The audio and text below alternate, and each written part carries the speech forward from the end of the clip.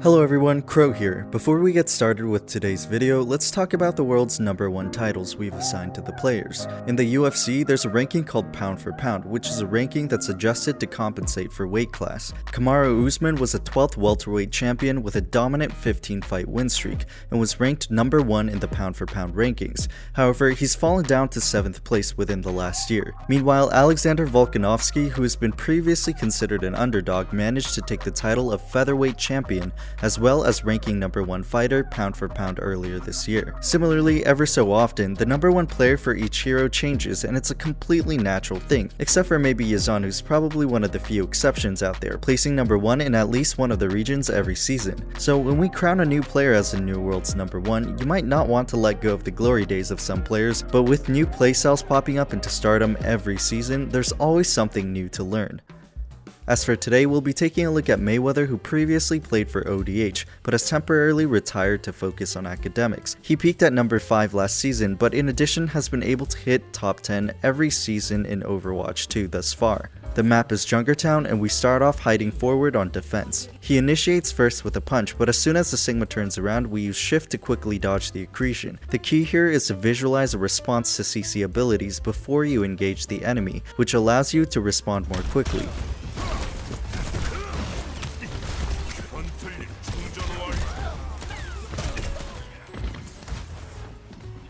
As many of you might already know, it's a standard strategy for Doomfist to use punch and slam, either of which as the initiator and escape.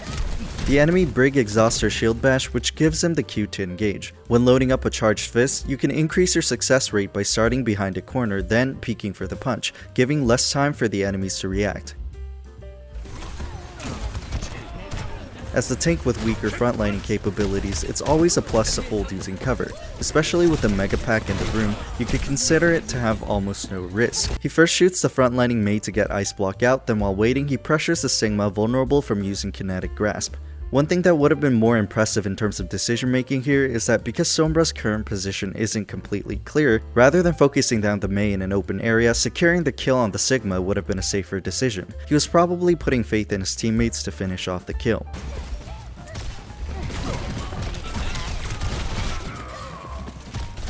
From Sigma to Mei to Sombra, we can see Mayweather pressuring the enemy team from all locations, and even being able to safely escape back out. On the re-engage, Mayweather plans to pull the enemy aggro by going in deep into the back, creating the opportunity for the ally Hanzo to get a pick, and once he loses the aggro, he dives onto the point at the very last second to hold the payload. With a nano boost from the Ana, the fight is a clean win. What's really impressive about Mayweather is his ability to incrementally build up value leading up to the main engagement, which is a key characteristic of his playstyle. On point B defense, Mayweather first punches up to secure space. It's important to understand that creating space isn't just about standing where your team wants to be, but getting the enemy aggro to free up the pressure on the rest of your teammates without feeding. In essence, the enemy team kind of fell straight into Mayweather's trap.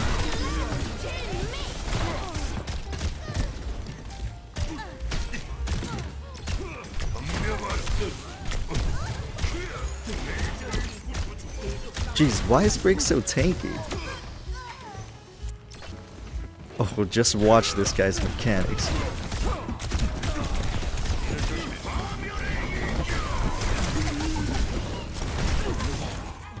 Honestly, the only reason the enemies live through that is because they have 3 pro players, plus Mamum of all people, on such a heavy anti-Doomfist composition. Realistically, most teams would not survive that. Here's the first build-up. Mayweather steps onto the payload, encouraging the enemy frontline to push forward. Build-up 2, he calls for a nano and shuts down the isolated backline. As soon as you fall for a Doomfist aggro, that's when a game can start going straight downhill, as most players start paying even more attention to the Doomfist than they should, recognizing him as the greatest threat.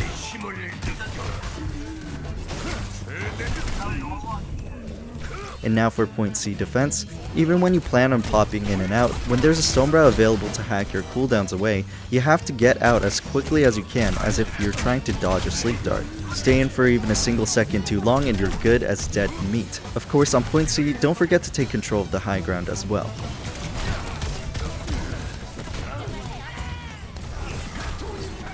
Mayweather attempts to stun the Sigma out of his ult, but narrowly gets caught. On the re-engage, he pushes up to stall the cart with a power block while hoping to fill up an empowered fist. With the Baptiste in sight, our Doomfist immediately catches him out.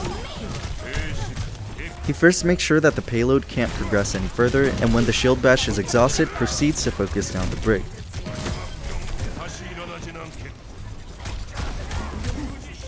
But of course, you can't forget about the cart, so Mayweather quickly punches back to stop the C9. It's actually crazy this man is pulling this off against that composition. I mean, I don't know about you, but I probably would have had to swap ages ago. As the enemies respawn, Mayweather hides beneath in the room with the Mega, but knowing his location, the enemy team rushes him down, so he's surely doomed, right? Yeah, or just get 2 picks in a 1v4. Totally saw that coming. But even gods make mistakes. Rather than disengaging to end his turn and disperse the aggro, Mayweather re-engages into the room while his team is forced to push up to help him and gets caught by the EMP. But Mamum, what the heck was that ice block shoving him in a corner? Like, what? As a resulting late spawn, the enemy team is able to set up easily while the allies are forced to retreat off the high ground right where Mamum wants them to be.